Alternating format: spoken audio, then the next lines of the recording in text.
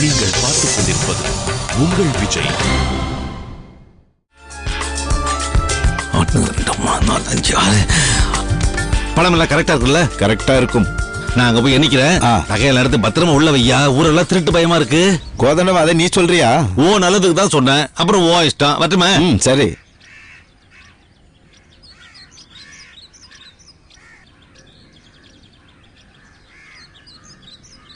இது கோவில் நகையாச்சே. அந்த கோதண்டத்தை நம்ப முடியாது. பரமேஸ்வர ஐயருக்கு தெரிஞ்சா நம்மளை தொலைச்சிடுவாரு. எதுக்கும் ராஜேஸ்வரி அம்மா கிட்ட இந்த விஷயத்த சொல்லிடுவோம்.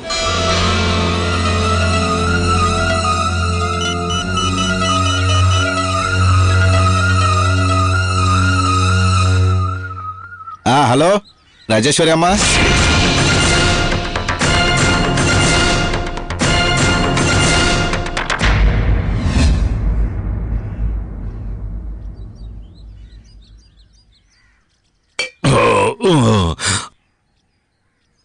கோதண்டம், என்ன கோயில் நகையை திருடினியா? உன்னதான் கேக்குற, சொல்லு. கோயில் நகையை திருடினியா? என்ன கோதண்டங்கிற? வா பொண்ணு பேசுற, முதல்ல மரியாதையா பேசு. நான் கேட்ட கேள்விக்கு முதல்ல பதில சொல்லு. கோயில் நகையை திருடினியா இல்லையா? ஆமா திருடின. ஐயோ சேட்டு போய் போட்டு கொடுத்துறான் போல இருக்கு. ஐயோ போய் நீ பண்ணது நோக்கி நன்னா இருக்கா? ஆமா ரொம்ப நல்லா இருந்தது. நகை அதான் எடுத்தேன். கையெடுத்து கும்பிட வேண்டிய சாமி நகைய கை நீட்டி திருடி இருக்கியே, இது மகா பாவம். நோக்க தெரியலையா? என்ன பெரிய பாவம்? உமாச்சி வந்து கண்ணை குத்திடுமா? போடி. என்னமோ கடவுளுக்கே வக்காலத்து வாங்கின மாதிரி பேசிட்டு இருக்க. போ வேலையை பாரு போ. நில்லு. பெரியவர் குடும்பம் இந்த கோவில எத்தனை வருஷமா பராமரிச்சுட்டு வராங்கன்னு நோக்க தெரியுமா? அந்த கோவில்ல ஒரு குண்டு மணி காணும்னா அப்பா துடிச்சு போயிடுவாரு. அத நோக்க தெரியும்ல? போட்டுமே கிருஷ்ணராமன் போய் சேரட்டுமே. யாருக்கு என்ன வந்தது? கோதண்டா, என் பொறுமையை ரொம்ப சோதிக்கிற. நீ பண்ண தப்புக்கு நான் உன்னை போலீஸ்ல ஹேண்ட் ஓவர் பண்ண கூட தயங்க மாட்டேன். என்ன பயமுறுத்துறியா? போலீஸ்ல ஹேண்ட் ஓவர் பண்ணிடுவா நீ? நான் என்ன தப்பு பண்ண? இந்த கோயிலுக்கு நகையெல்லாம் போட்டது யாரு? நீ கிழந்தானே? அது இந்த ஆத்து சொத்து தானே?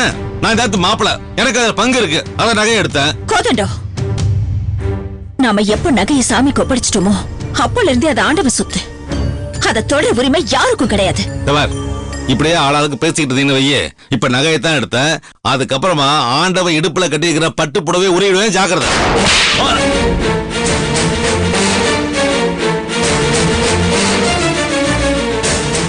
மனுஷனாயா நீ? மனுஷனா? குடும்ப மானத்தையும் கௌரவத்தையும் காப்பாத்திட்டு வர அந்த ஆண்டவன் துணியை உருவரன் சொல்றியே. இப்ப மட்டும் என் கையில துப்பாக்கி இருந்துச்சு, உன்னை நாய சொல்ற மாதிரி சுட்டு இருப்பேன்.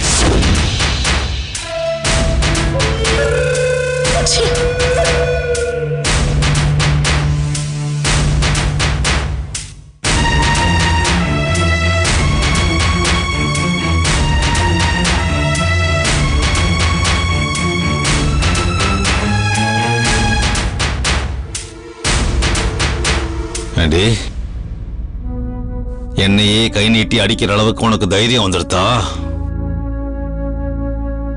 என்னை பத்தி உனக்கு தெரியாதுடி. நீ உயிரோட இருக்க போறனால விரல் விட்டு எண்ணிக்க. கூடிய சீக்கிரமே நான் யாருன்னு காட்டுறேன். உனக்கு வைக்கிறேன்டி ஆப்பு.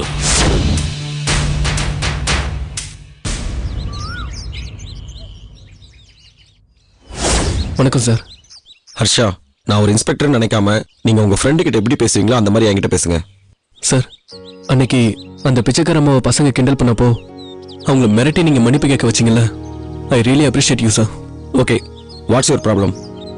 சார், இவங்க பவித்ரா. இவங்க இந்த கும்பகோணத்துல ஒரு பெரிய காலேஜில் படிக்கிறாங்க. இவங்களுக்கு நீங்க சொல்ல பவி. சார், எனக்கு மாடலிங் பண்ணணும்னு ரொம்ப ஆசை.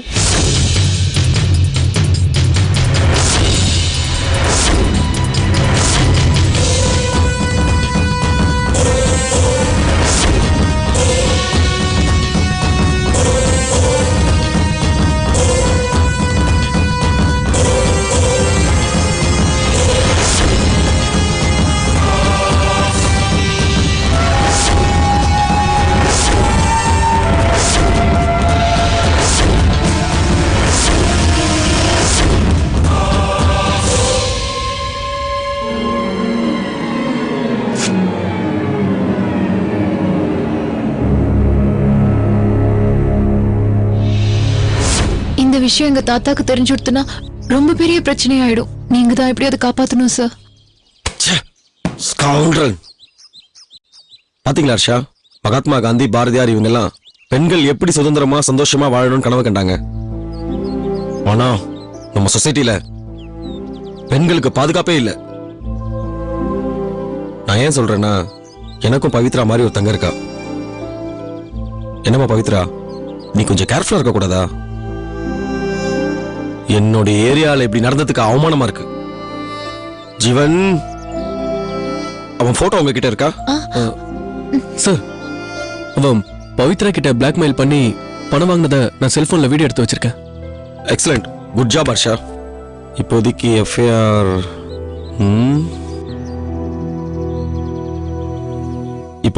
ஃபைல் பண்ண வேண்டாம். சரி சார். ஏன்னா போலீஸ் ஸ்டேஷன்ல யாராவது இந்த விஷயத்தை பத்திரிக்கைக்கு லீக் அவுட் பண்ணிட்டாங்கன்னா. பதட்டப்படாத இரு. சரி, நீங்க ஒன்றும் பயப்படாதீங்க. Okay sir. இந்த விஷயத்தை நான் கேர்ஃபுல்லா டீல் பண்ணி அந்த பொறுக்கியை நான் முட்டையை உடைச்சிடுறேன். அதுக்கப்புறம் உங்ககிட்ட பிரச்சனை பண்ணானா வேற ஏதாவது கேஸ் புட்டப் பண்ணி அவனை உள்ள தள்ளிடுறேன். Thank you sir, thank you so much. அப்புறம் ஒரு முக்கியமான விஷயம், நீங்க அவன் பிளாக்மெயில் பண்றத வீடியோ எடுத்தீங்கல்ல, அந்த காப்பி என்கிட்ட கொடுங்க, மீதி நான் பாத்துக்கிறேன். ஷூரா நான் கொடுத்துறேன் sir. Okay sir, nice meeting you. Okay, thank you so much sir. Take care, bye. போலாமா? Thank you sir.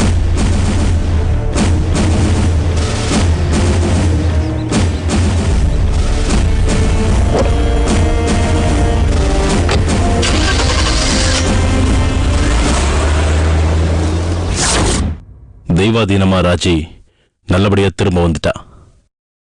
நீங்களும் நிம்மதியா இருப்பீங்கன்னு நினைக்கிறேன். கண்டிப்பா. இப்ப நீங்க ஹர்ஷாவை கூட்டிட்டு துபாய்க்கு போறீங்களா? அதான் என்ன பண்றதுன்னு குழப்பமா இருக்கு.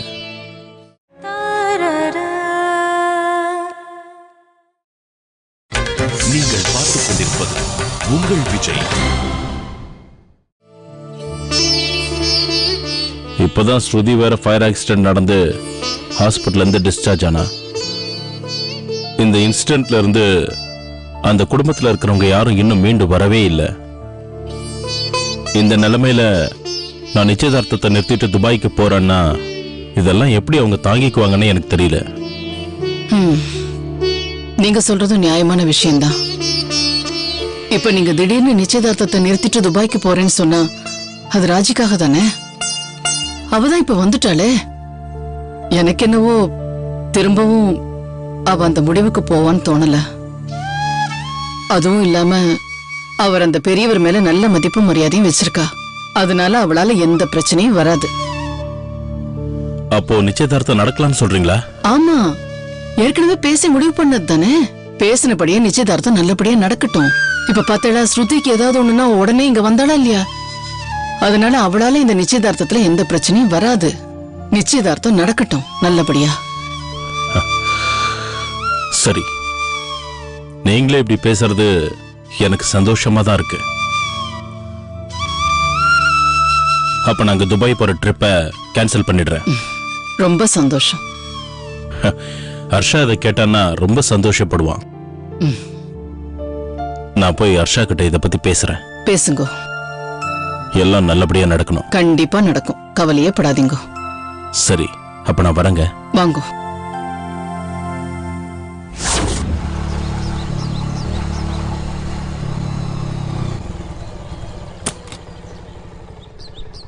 என்னப்பா ரூம்ல இல்லாம இங்க வந்து நிக்கிறீங்க? உங்ககிட்ட ஒரு முக்கியமான விஷயம் சொல்லணும்ப்பா. அம்மா எதிரில பேச வேண்டான்னு பார்த்தேன், அதான் இங்கே வெயிட் பண்றேன். என்னப்பா சொல்லுங்க. ஹர்ஷா, நான் உங்ககிட்ட துபாய் போயிடலான்னு சொன்னான்ல, இப்ப நம்ம பிளான் சேஞ்ச் ஆயிடுச்சு. நாம இங்கே தான் இருக்க போறோம். உனக்கும் ஸ்ருதிக்கும் நிச்சயதார்த்தம் நடக்க போகுது. என்னடா சந்தோஷப்படுவன்னு பார்த்தா அமைதியா நிக்கிற? இல்லப்பா, எல்லாம் நிமிஷத்துக்கு நிமிஷம் மாறிக்கிட்டே இருக்கு. எனக்கு ஒன்னும் புரியல. ஹர்ஷா, உன் ஃபீலிங் எனக்கு புரியுதுடா. ராஜி காணாம போனப்ப அவங்களுக்கு ஏதாவது ஆயிடுமோங்கிற பயத்துல தான் நாம திரும்ப துபாய் போயிடலான்னு சொன்னேன். இப்பதான் ஒரு ராஜி அம்மா திரும்ப வந்துட்டாங்களே, பிரச்சனை எல்லாம் ஒண்ணும் இல்ல. ஹர்ஷா, நாம சில சமயம் நமக்கு பிடிச்சவங்களையே எதிர்க்க வேண்டி வரும். நாம எதிர்க்கிறதுனால அவங்கள நமக்கு பிடிக்கலன்னு அர்த்தம் இல்ல. சந்தர்ப்ப சூழ்நிலையால அப்படி நடந்துக்க வேண்டியிருக்கு. டோன்ட் வரி ஹர்ஷா, ராஜி மனசு நிச்சயமா மாறும். வா போலாம். ராமலிங்கேஸ்வர் ஐயர் அண்ட் ஃபேமிலி. அப்புறம் கமலேஷ் சர்மா. கரெக்டா எழுதுறா. கமலேஷ் சர்மா. அந்த சேட்டு சரி தாத்தா. கபாலி சர்மா வேண்டா. நீ ஏதாவது தொல்லை பண்ண உன்னை தொலைச்சுடுவேன். உங்க 2 பேருக்கும் தான். இல்ல தாத்தா, நிச்சயமா சொதப்ப மாட்டேன்னு சொல்றேன் தாத்தா. ஏடா காப்புற தாத்தா பதறாருல. எழுது. அப்புறம் அப்பா சொல்லுமா. உங்களண்ட ஒரு விஷயத்த சொல்லணும். தாராளமா சொல்லுமா. நீ பேசணும் தான் இந்த ஆமே காத்துன்னு இருந்ததுமா. ஸ்ருதியோட நிச்சயதார்த்தத்தை நம்மாத்துல நடத்துறத விட ஒரு பெரிய கல்யாண மண்டபத்தை புக் பண்ணி அங்க பண்ணலான்னு எனக்கு தோன்றதுப்பா. பாட்டு டான்ஸ்ன்னு சின்ன பசங்களோட மனசுக்கு ஏத்த மாதிரி ரொம்ப விமர்சையா பண்ணணும்னு என் மனசு கடந்து அடிச்சுக்கிறதுப்பா. சொல்லிட்டியா? கவலைப்படாத, நீ பார்க்க தானே போற. ஸ்ருதியோட நிச்சயதார்த்தம் எப்படி ஜாம் ஜாம்னு நடக்க போறதுன்னு.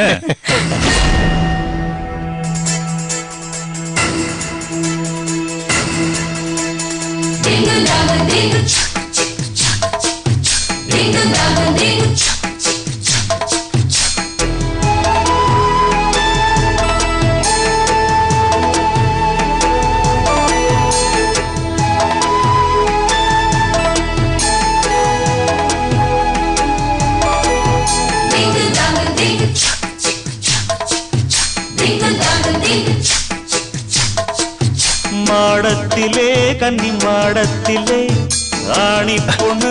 எங்கப்பா போயிட்டு இவ்வளவு லேட்டு? இங்க பாருங்கப்பா.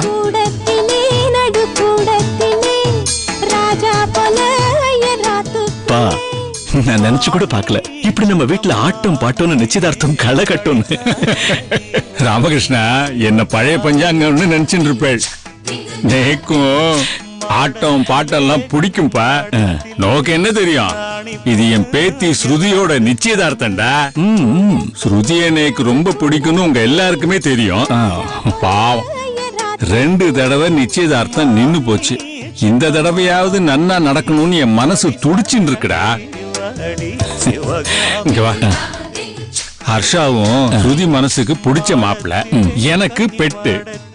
எல்லா விஷயமும் ஒன்னா கூடி வரும்போது ஆட்டம் பாட்டம் கொண்டாட்டம்னு இருக்க வேண்டியதுதானே. அப்பா, உங்க தலைமையில இந்த ஆத்துல எது நடந்தாலும் அதெல்லாம் சுபிட்சமா நன்னா நடக்கும்பா.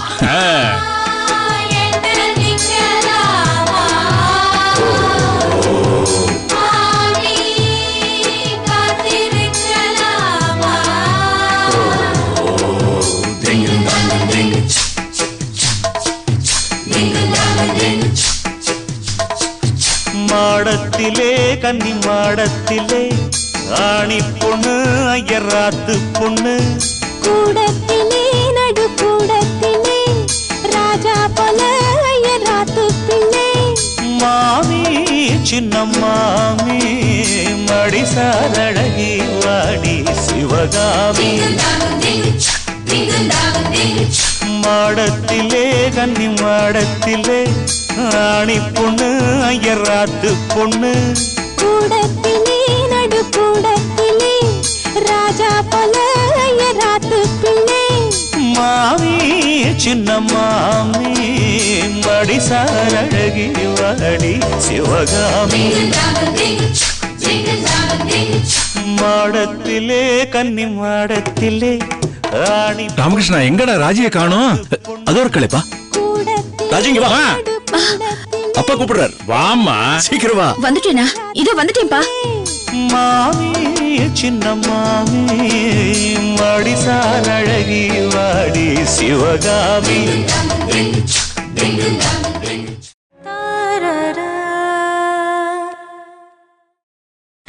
நீங்கள் பார்த்துக் கொண்டிருப்பது உங்கள் விஜய்.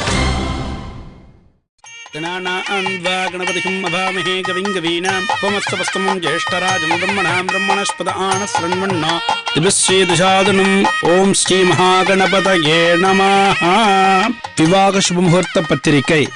நிகழும் மங்களகரமான ஸ்வஸ்தி ஸ்ரீ நந்தன வருடம் தை மாசம் 7ஆம் தேதி வியாழக்கிழமை பூஷ நட்சத்திரம் சித்தயோகம் கூடிய சுபயோக சுபதினத்தில் சீர்காழி பிரபு வாசுதேவன் அவருடைய பௌத்திரன் சிரஞ்சீவி அர்ஷா என்கிற வரனுக்கும் கும்பகோணம் லேட் விஸ்வநாத் ஐயர் குமாரதி சௌபாக்கியவதி ஸ்ருதி என்கிற கன்னிகைக்கும் கன்னிகாதான பாணிகிரகண விவாகம் செய்து கொடுப்பதாய் ஈஸ்வர கிருபையை முன்னிட்டு பெரியோர்கள் முன்னிலையில் நிச்சயிக்கப்படுகிறது.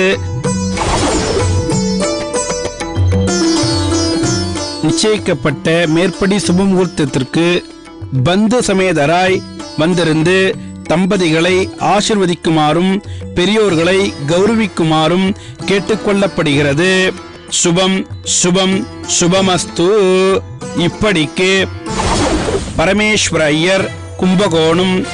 யாவும் அவ்வமையே கூறும் பிரபு வாசுதேவன். சுபமஸ்து. பத்திரிக்கை வாசிச்சு முடிச்சாச்சு. எல்லாரும் ஜோரா கைத்தட்டுங்க.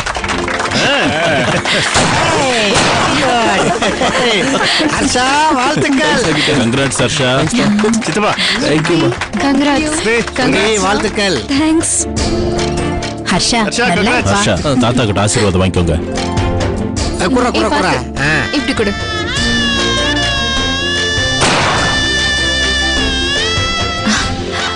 ஆசீர்வாதம் பண்ணுங்க தாத்தா.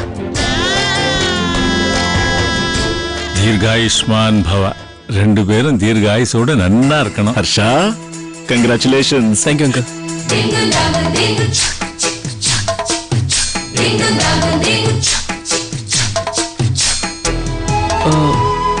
ராஜிமா எங்க காணோம்? அதோ அங்க. ஸ்ருதி வா, உங்ககிட்ட ஆசீர்வாதம் வாங்கிட்டு வரலாம்.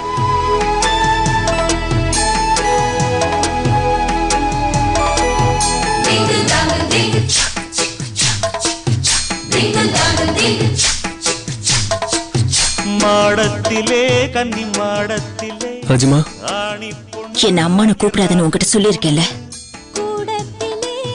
ராஜிமா ப்ளீஸ் என் மேல கோவப்படாதீங்க. எனக்கும் ஸ்ருதிக்கும் உங்க ஆசீர்வாதம் கண்டிப்பா வேணும்.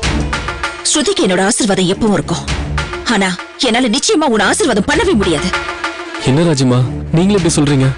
ப்ளீஸ் என்ன ஆசீர்வாதம் பண்ணுங்க. ஹர்ஷா, நீ என்கிட்ட பாசமா நடிச்சு என் மனச மாத்திடலான்னு நினைக்காத. எனக்கு உன்னையும் அப்பாவையும் பார்த்தா வெறுப்பா இருக்கு. இப்போ உனக்கும் ஸ்ருதிக்கும் நிச்சயதார்த்தம் நடந்துட்டதுனால நீயும் உன் அப்பாவும் ஜெயிச்சிட்டுதான் நினைக்காதீங்க. நாங்க அப்படி நினைக்கவே இல்லை ராஜிமா. பேசாத. இப்பவும் சொல்றேன், ஸ்ருதியை நீ கல்யாணம் பண்ணிப்பேன்னு கனவுல கூட நினைக்காத.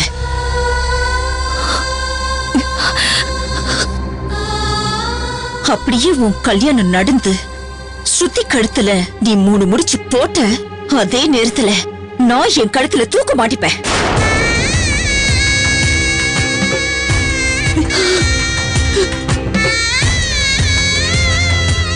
நீ கல்யாணம் முடிஞ்சு ஃபர்ஸ்ட் அட்டெண்ட் பண்ற ஃபங்க்ஷன் என்னோட இறுதி சடங்கா தான் இருக்கும்.